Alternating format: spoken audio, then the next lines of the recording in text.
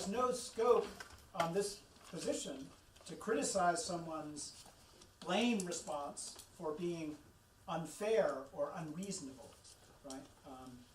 And this is, in some sense, the background agenda of my talk, is that in many philosophical discussions, there's a traditional question connected to the free will debate about whether it's ever fair to blame people for their moral infractions. Right? And a conventional story goes that it's never fair to blame people unless they had ultimate freedom of will, unless it was ultimately up to them whether they did the thing that someone might blame them for. The idea is that somehow, in the absence of free will or a certain kind of ultimate control, blame is always an unfair or a reasonable response. But the minimalist view rejects that whole discourse. It will say, as long as the person has wronged you, then blame is appropriate and warranted. And these further questions about whether the agent that you blame had free will or not, they're completely irrelevant, right? It would be just like saying, from the presence of a dangerous mountain lion, right? Then your fear is warranted, and it's warranted regardless of whether the mountain lion had the freedom to avoid presenting danger to you or presenting a danger to you. Freedom just doesn't enter into it. Perhaps a more appropriate analogy that's sometimes made by defenders of this position is with trust, right? Trust is I'd be happy to trust is actually a really interesting phenomenon in its own right. It's a kind of attitude of reliance on other people to keep their word and to honor basic norms in their treatment of you. And, but trust, like other kinds of attitudinal responses, is criticized both by reference to reasons, and in particular, if someone has been unreliable to you, if they keep making you promises and then not keeping their promises, right? They just flake out on you, right? Then, if they're unreliable, then you shouldn't trust them. Your trust would not be warranted or fitting. You shouldn't invest trust in someone who's not worthy of trust, who's not reliable. And that might be unfortunate in some ways for the untrustworthy person, but that's just tough luck. As long as the person's unreliable, then withdrawal of trust is appropriate. And the warranted attitude view says similarly, as long as another person has wronged you, has shown ill will towards you or disregard for your interests, then it's warranted for you to blame them by feeling resentful. So that's the minimalist position in a nutshell. This brings me to part 3 and to what the minimal view leaves out. Right? And what I want to say that the minimal view, I think it's an interesting position, but it neglects an important disanalogy between trust or distrust on the one hand and blame on the other hand. And the disanalogy is that blame as an emotion is an oppositional stance, which really is a very different phenomenon from what's going on with distrust. It's an original source of conflict and division between people. So what I want to say is that resentment as a form of angry disapprobation and attitudes like this, I want to say, are oppositional. They come between people and have a kind of psychological reality that we need to take into account somehow. Now, to articulate this, I think we can distinguish between the occasion of blame, which is like the action that warrants blame or makes it apparently appropriate, and the target of blame. Right? The target is the person at whom blame is directed. Now, in these terms, going back to the oppositional point, anger seems to involve an oppositional action tendency that's directed toward the target, the agent, who is the that you're blaming when you resent someone for what they have done. Now, an oppositional state of this kind, I think, is something that comes between the subject and the target, right? It has psychological weight in its own right, and it's something that we are aware of as a salient phenomenon in our interpersonal reactions with people. It doesn't just register transparently that some external state of affairs has occurred. It's something that has psychological significance as a force of division between people when it's present. And to make this clear, just think of occasions in your own interpersonal lives where someone has been angry at you. For many of you, you could probably go back to life at home, perhaps, and occasions you've come home and you've failed to do something that your parents wanted you to do, and they were upset at you. Anyone been in that position? Or if your partner is upset at you in some way, and we're hypersensitive to this kind of thing, our interpersonal reactions, right? Like you can come home and your mother doesn't even need to say anything, right? It's just like the way she's putting away the dishes. You pick up immediately that she's kind of pissed, right? Are you with me? Yeah. Aren't we hypersensitive to this? Right. So that's in the room, in that kind of context, right? The anger is in the room, and you experience it as something that comes between you and the target. You're the target of it in this case. It comes between you and the bearer of it. It's a psychological reality that impedes your relationship. And that's what I mean in saying it's a kind of oppositional stance, and that it's something that comes between people. I think that's a significant aspect of it. That we need to kind of take appropriately into account in understanding the scope for assessing blame as a attitudinal phenomenon. Okay, you seem to be on board with me so far. Now, if we understand blame attitudinally as involving an oppositional stance, something in the dimension of angry disapprobation, then I think there's a foothold for the kind of maximalist view that says that blame is always inappropriate. And here, a useful proponent of this maximalist position is the distinguished philosopher Martha Nussbaum, who's recently published a book that criticizes blame and anger as being always inherently problematic. Right? So she, in particular, what she wants to argue is that in virtue of the oppositional character of anger, it fundamentally doesn't make sense.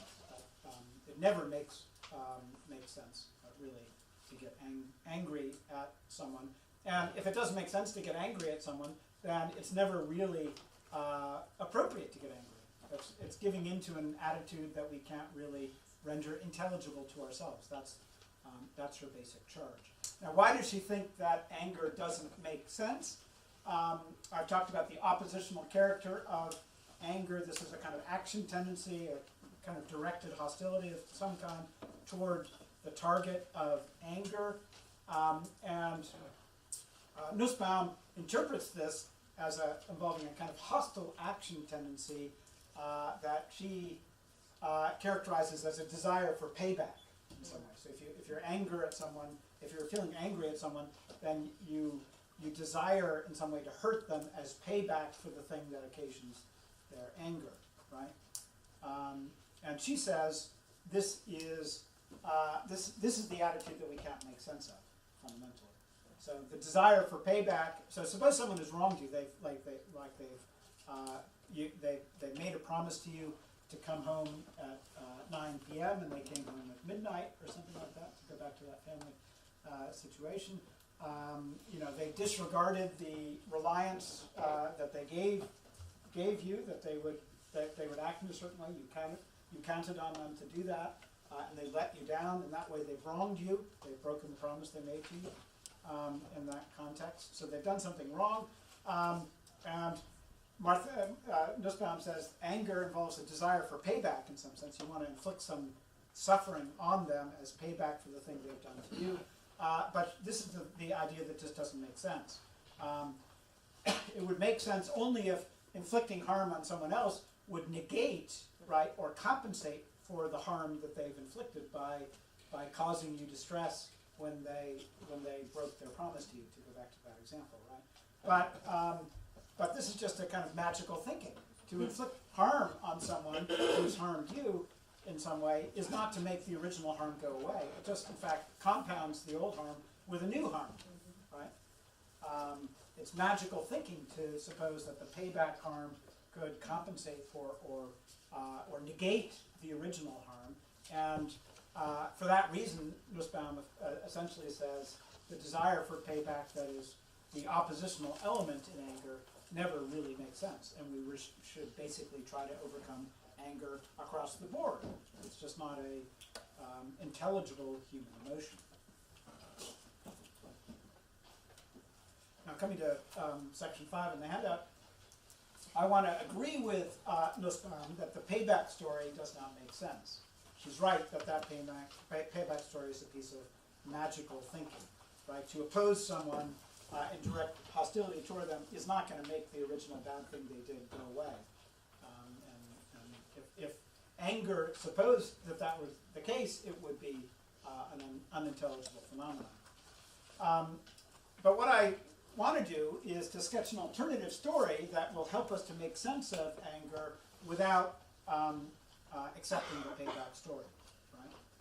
And the alternative account I want to give to make sense of anger is to situate it in relation to our social nature as part of our social and biological nature.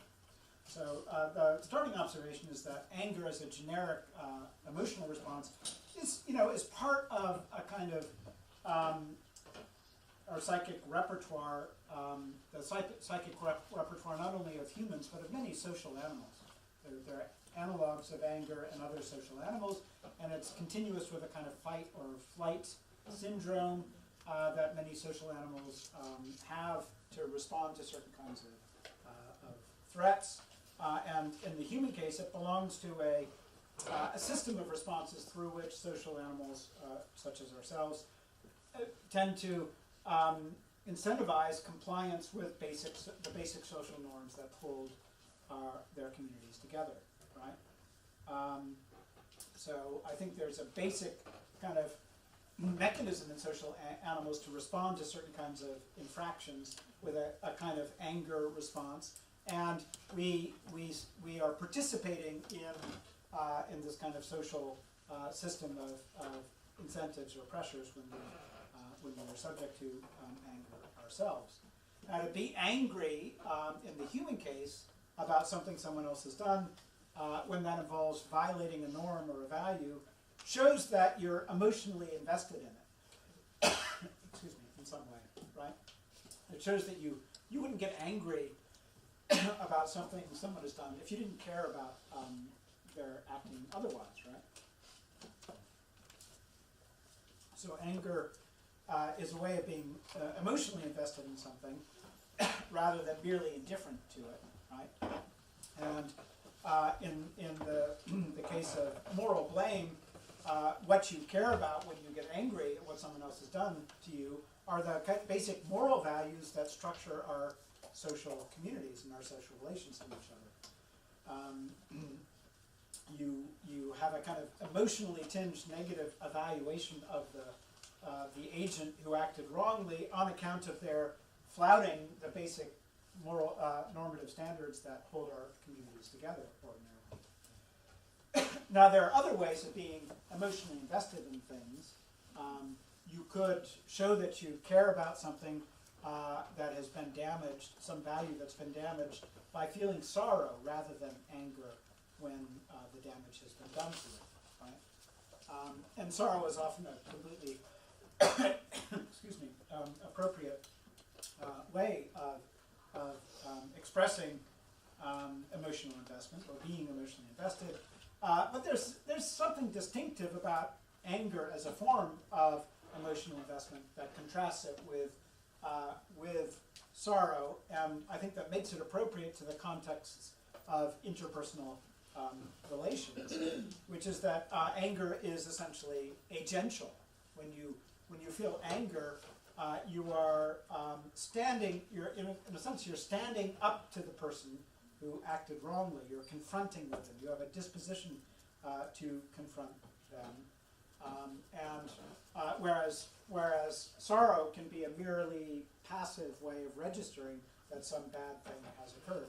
To feel sorrowful is not necessarily to feel disposed to stand up to anyone. It's just to feel sad because something that you care about has been damaged or harmed in some ways. And this connects to the oppositional character of anger, this agential aspect that I'm highlighting here. It's a way of it's a way of opposing someone actively, and this element in anger is present even when we no longer have a disposition to kind of lash out or to hit the target of anger. You can be angry at someone even though you've completely suppressed any tendency to inflict violence on them, right? But what will be left of the anger is still this tendency to oppose the person, to register that you're upset with them, and to confront them about what they've done. The thing your mother is doing very effectively when she takes out those dishes from the dishwasher with a little extra kind of attitude, right? She's in a way she's kind of standing up to you very effectively. It's all the more effective for being subtle, and she doesn't need to be throwing the dishes at you to still be opposing you and just standing up to what you're doing in some way. She's not going to let you just sneak in. She's going to make it clear, right? And I think this is a hugely important thing because it's part of our social nature that we're acutely sensitive to occasions when other people harbor these oppositional attitudes towards us, right? And we're deeply averse to being in situations in which people have those attitudes towards us, right?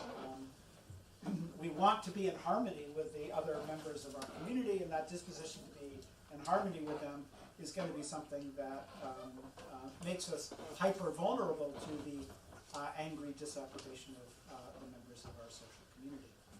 Right? So I think that's part of how anger functions in a community of social animals to help incentivize compliance with common norms. It does that because we don't want to be on the receiving end of this kind of oppositional stance. We have a disposition to try to restore harmony, and the best way to do that is to avoid violating the norms in the first place. Okay, in light of time, I'm going to skip over section 6 on the handout, move right to section 7. Resentment, understood as a form of angry disapprobation, is paradigmatically, it's a response to the flouting of interpersonal norms. Other people owe us a certain amount of consideration or respect, or they owe it to us to show some regard for our interests, right? And when they don't do that, they have wronged us. They've changed their relationship to us, and that's the characteristic occasion of this form of angry disapprobation that resentment represents. And I think this points, when we understand resentment as a form of an oppositional, agential attitude, this brings in focus a further aspect of it that's valuable, which is that it's a mechanism for people to stand up for their interpersonal claims and their social relations. It's part of our conception of people as having moral rights or claims that they're entitled to stand up for themselves interpersonally by resenting people and blaming them in that way when their claims are flouted, right? Okay, you with me so far? Good. So now, what I've just said, I think, goes to attempt to vindicate anger just in the face of Nussbaum's skepticism about it. I've tried to explain why it's a natural syndrome and an important syndrome in social mammals like ourselves, and how it connects with a valuable form of standing up for your rights or claims and your interpersonal reactions with each other. Now, if you agree with me about this much, then I think we should start to be able to see that even if blame is not always fundamentally unintelligible, as Nussbaum argues, it's also not the case that blame is beyond criticism, even when another person might have wronged you. And to see this, I think it's important to note that oppositional attitudes like blame can be managed in different ways, where this is something that we do, as it were, with and to ourselves. So with these oppositional attitudes, the options are kind of to give in to them, to accede to them, to grant them significance in your interpersonal relations with people, or to disavow them, to forswear them. Those are different practical stances you can take towards your own anger. And I think something like this is implicit in the phenomenon of forgiveness. So forgiveness is a very interesting phenomenon. What happens in forgiveness is someone has wronged you. Let's go back to the family situation I described. You promise your mother you break home at 9, you come home at midnight, she's angry at you in some way.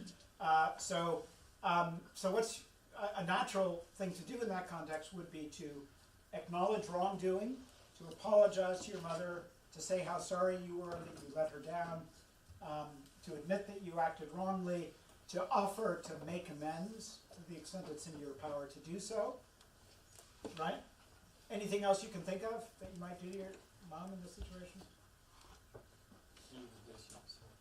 That might be a way of making amends. You might offer to do dishes for the next month, every day, something like that. It's a way of making it up to your mom in some sense that you've disappointed her expectations here. And, you know, when you've done enough of those things, you've taken steps to repair the relationship that was damaged between you, right? And when enough of that has been done, then it's open to your mother to offer forgiveness, right? To forgive you for what you've done. And, you know, in some ways, the story of forgiveness is that once your child has acknowledged wrongdoing and apologized profusely and resolved never to do this again and offered to make amends and so on, at a certain point, it no longer, there's no point to be gained by continuing to oppose, to stand up to the other person. They've already acknowledged that they were wrong to breach the norm of your interpersonal reaction, and you know, they've taken steps to repair the relationship, and forgiveness is a way of completing that process, right? Now, when your mother forgives their child, or forgives you for what you've done, to forgive them is not necessarily to completely overcome anger. They might still feel some residual anger toward you in some ways, right? Our emotions are not completely under our control, after all, right? They might still feel some resentment for you, but if they forgive you, what they're going to do is to set those emotions aside to the extent they persist as significant features of their interpersonal biography with the target of the emotions. The person who forgives says that whatever anger I feel is not really significant anymore. It has no point. And that's what I was saying is one way we can manage this emotion by denying its significance as an ongoing feature in our interpersonal relations. This management of our own anger is something we do, right? It's responsive to reasons for managing it in one way rather than another. And this already shows, I think, that there's some scope for taking different kinds of practical stances towards our own emotional states. And that also provides, and this will be my concluding thought, it provides some scope for critically assessing blame and angry disapprobation, even on occasions when it might be rendered warranted or fitting by the actions of the person who is the target. Going back to resentment, to forgiveness, after all, you know, there's something paradoxical about forgiveness, because the person who offers forgiveness acknowledges that excuse me. I'm sorry, I've had some asthma after this, all the smoke from the fires that's continued. It must be much worse for some of you up here, but I need to get an inhaler or something like that. I'm sorry. I'm sorry for the continued coughing spasms here. But anyway, with forgiveness, the person you forgive, you can only forgive someone who's wronged you, right? So in forgiving someone, you're acknowledging that they've acted in a way that wronged you, and that makes your blame appropriate, that makes it fitting or warranted in some sense, right? But despite the fact that they've wronged you, you're going to try to overcome the attitude that is nevertheless warranted or appropriate in the circumstances, and that already shows that there's some scope for managing these attitudes, that just even on occasions when they're fitting or warranted. If we go back to the minimal view, the warranted attitude view, there's kind of a puzzle with that view, because the view seems to say that anger and angry disapprobation are warranted whenever you've been wronged, right? But the wronging happened at some point in the past, and as long as that you've been wronged in some sense, it looks like anger is going to continue to be appropriate. But then the puzzle seems to be that once anger is appropriate, it's always appropriate, and it seems like you should be angry forever, right? It's just like if fear is appropriate in the presence of danger, and for the rest of your life a mountain lion follows you around all the time, then it would always be appropriate for you to feel fear under that unfortunate circumstance. I hope that doesn't happen to any of you, right? But that same story would carry over to blame on the warranted attitude approach, and it would seem like once blame is appropriate or fitting, it's fitting forever, and that seems like kind of an insane view. And it's insane in part because I think it overlooks the way we can manage blame even when it's fitting, and take steps to overcome it or to set it aside as a significant feature in our interpersonal relations to each other. And that's just what's going on in cases of forgiveness, right? So when we forgive people, we're managing our blame in a certain way. That's something we do. That's an action we undertake, and it's responsive to reasons of its own, reasons for action rather than reasons for attitudes. So again, going back to the forgiveness case, once the person who wronged you has apologized, admitted wrongdoing, resolved to act better in the future, and made amends, then they've given you, in effect, practical reasons to try to repair the relation on your end, and to try to overcome or set aside your angry attitudes toward them. And this is an example of the way in which we can manage our fitting attitudes in response to practical reasons, right? But once we admit that possibility, then I think there's some scope for even more generalized forms of critical assessment of our blaming practices, right? And I outline three possible forms of generalized critical assessment of blame under point 9 on the handout, and I'll just sketch them very briefly to bring the talk to a close. There's scope for a kind of generalized pragmatic critique, right? So one thing that Nussbaum says about anger is that it's often counterproductive. And I think she's right about this. There are lots of cases where to be angry and to accede to your anger in your relations to some people is just going to make the target of anger defensive and withdrawn, and that can often be an unproductive thing to do. But having it's possible, for all I've said, that I think this is Nussbaum view to some extent, that anger is always counterproductive in that way. I don't believe this myself, but that's at least an intelligible view, and that would lead to a general kind of pragmatic critique of blame. Blame is just not a good way of trying to repair relationships because it causes people to withdraw and to become defensive. And so it's always kind of counterproductive if you want to restore interpersonal relationships that have been damaged in some way. As I say, I don't believe that myself. I think blame is often quite appropriate in response to wrongdoing as a way of standing up to the wrongdoer oppositionally, but at least that view makes sense in terms of the moderate position I've been sketching. A second kind of generalized critique would be an evaluative critique, and this might take the form of saying that to be susceptible to angry disapprobation when other people violate social norms might preclude the development of other forms of valuable social relationship with people.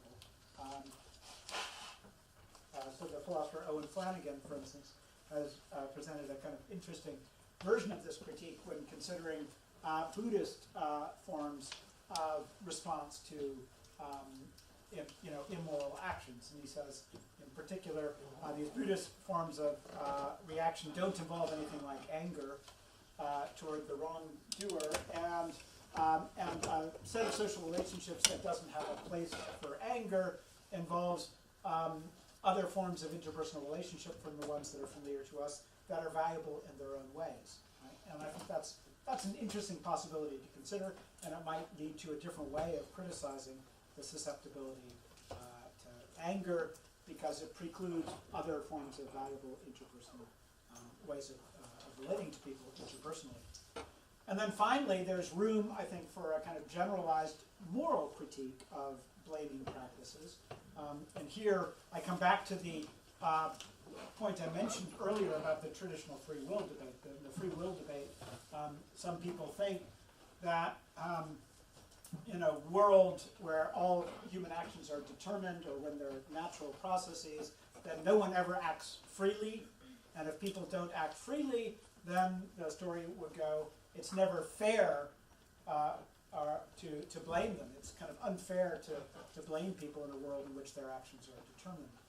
You're subjecting them to oppositional pressures to which they're averse, but they had no opportunity to avoid those pressures because they had no ultimate freedom of the will. And that, I think, is the conventional challenge that's posed in the free will debate by those who suggest that our actions are ultimately not free, but they're the results of deterministic processes. And again, I don't agree with this critique, but I think it at least makes sense. And it's a further way in which, on the moderate view I've been sketching, there's some scope for a kind of generalized critical assessment of blame as something that we should always try to overcome rather than accede to. Okay. I think that's enough for now, and I look forward to a few questions from you before we finish. Thank you very much for your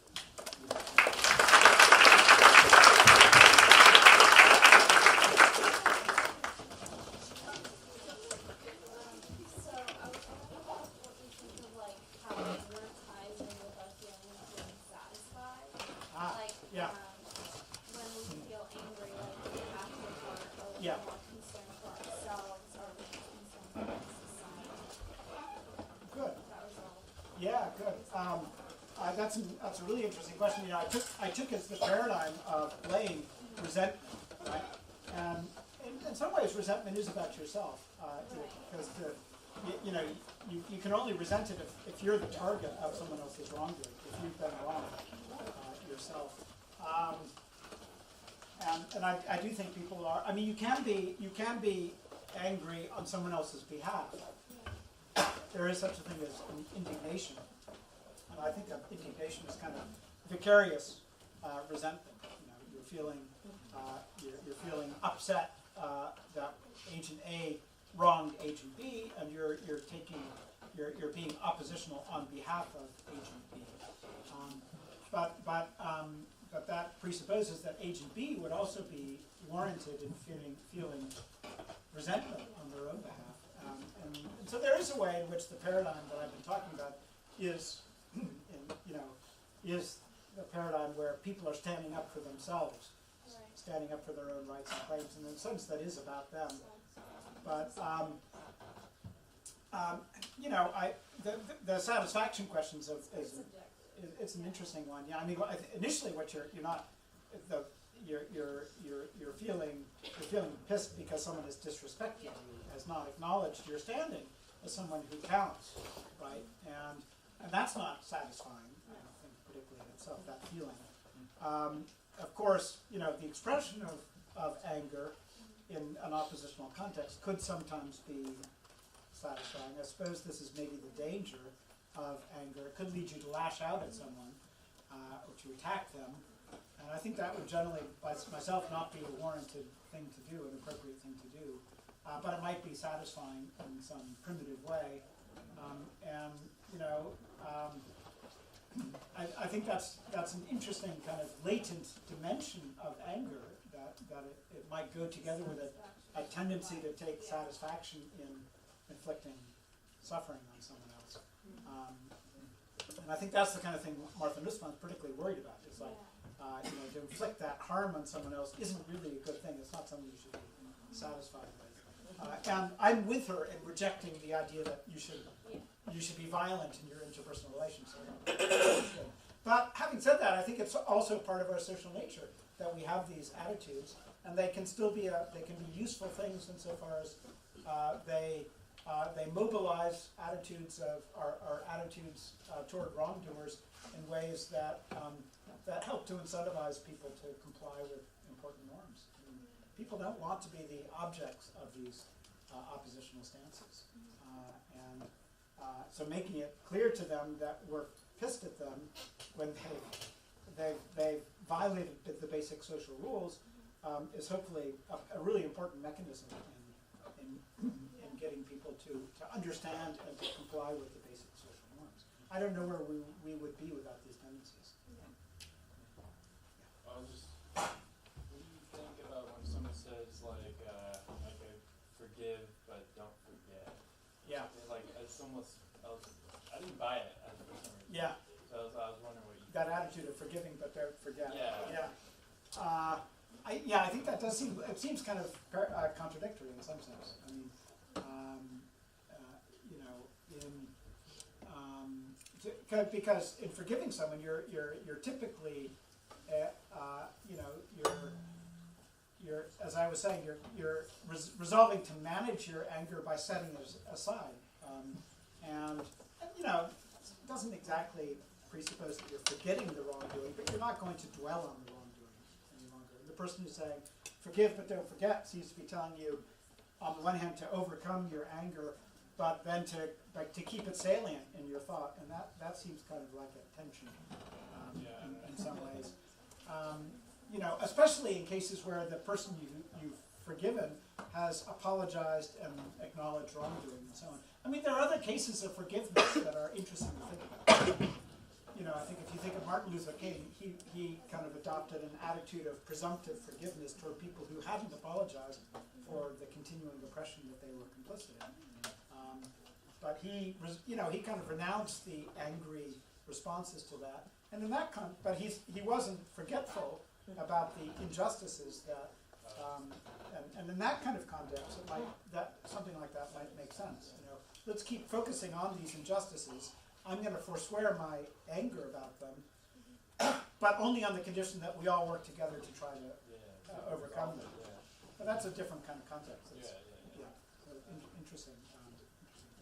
What about relationships, like joking relationships and hierarchy in this? Like, Like what relations? It's like joking relationship joking. or like a different hierarchy, Yeah. can I say? So like your parent is technically, you know, kind of above you in that power hierarchy.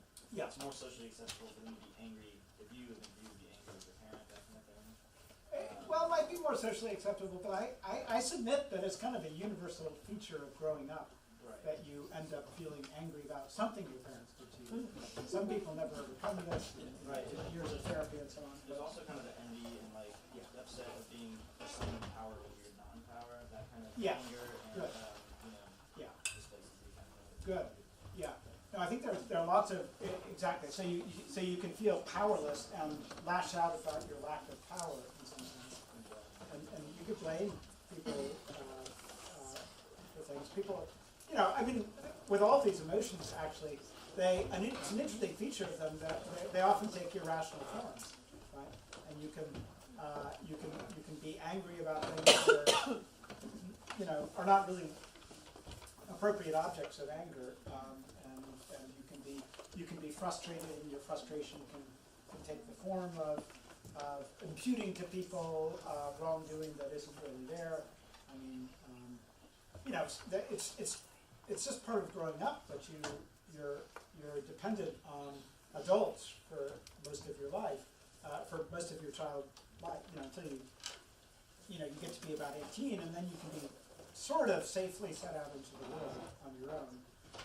But up until that point, right, you are just in a relationship of dependency, and that's life. That's what it is to be a human being. You know, it's not like it's anyone's fault. Children just are not able to manage their own affairs responsibly without adult supervision until fairly well into their teen. Do you agree with me about this? Yeah, but you know, someone could